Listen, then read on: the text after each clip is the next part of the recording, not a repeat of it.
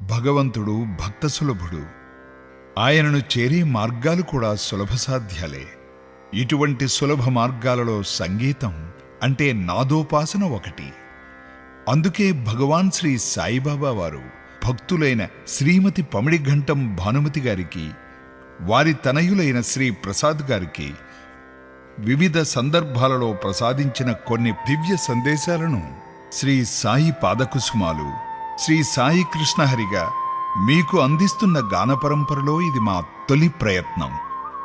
దీన్ని అందుకుని ఆదరించి ఆస్వాదించి భగవాన్ బాబావారి దివ్య కృపాశ్రయులై మీరంతా తరించాలని మా ఆకాంక్ష.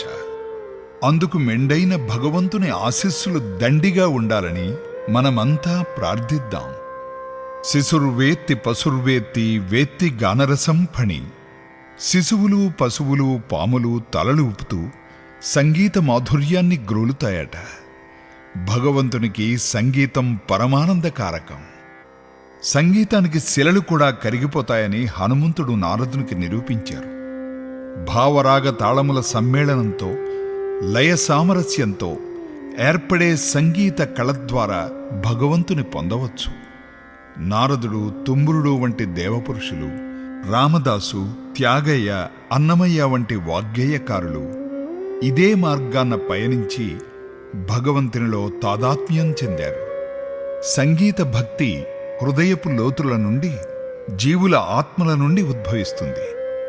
అది నాదప్రియుడైన భగవంతునితో అవిచ్ఛిన్నమైన సంబంధం కలిగిస్తుంది.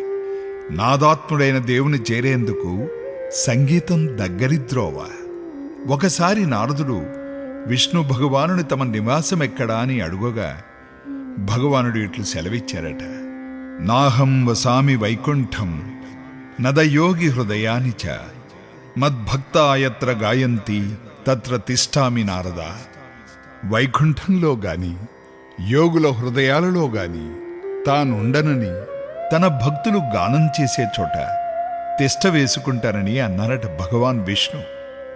ఈ విషయాన్ని వైజ్ఞానికులు కూడా తమ పరిశోధనల్లో స్పష్టపరిచారు.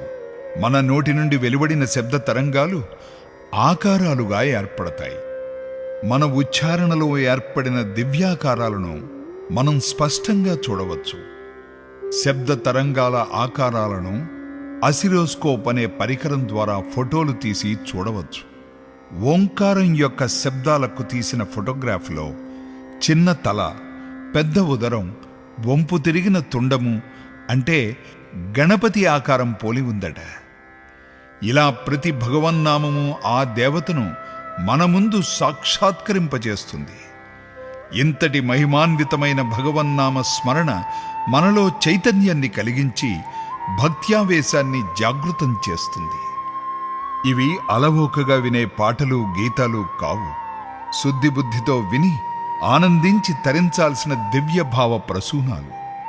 సాక్షాత్ భగవాన్ బాబావారు అందించినవి.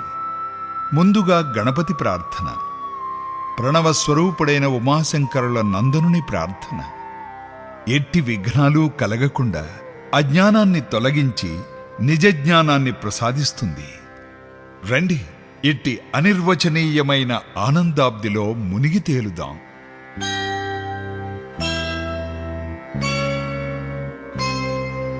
వినతింతుము గణనాథ పలికించుము నీ చరితము. వినతింతుము గణనాథ పలికించుము నీ చరితము. శతకోటి వందనాలు నిటలాక్షసుత నీకు. వినతింతుము గణనాథ పలికించుము నీ చరితము. శతకోటి వందనాలు నిటలాక్షసుత నీకు. వినతింతుము గణనాథ పలికించుము నీ చరితము. వినతింతుము గణనాథ, వినతింతుము గణనాథ.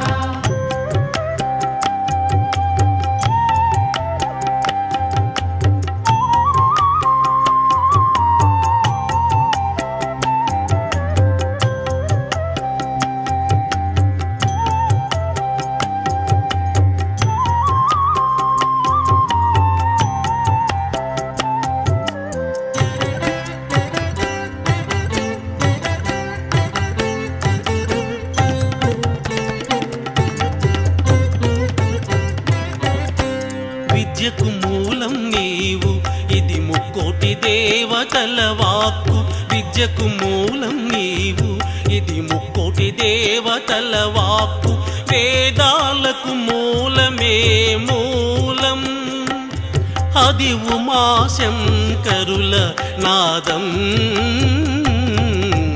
వినతింతుము గణనాథ పలికించుము నీ చరితము. వినతింతుము గణనాథ వినతింతుము గణనాథ.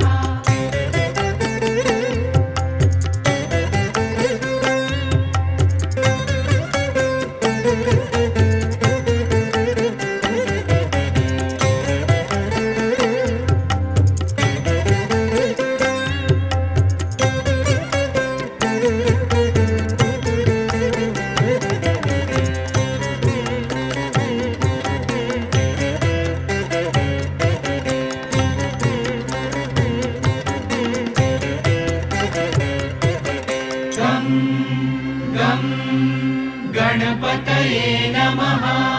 గం గం గణపతయే నమః. గం గం మంత్రం నీ బీజం,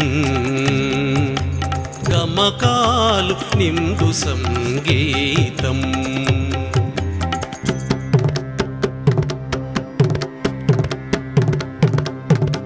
గం గం మంత్రం నీ బీజం,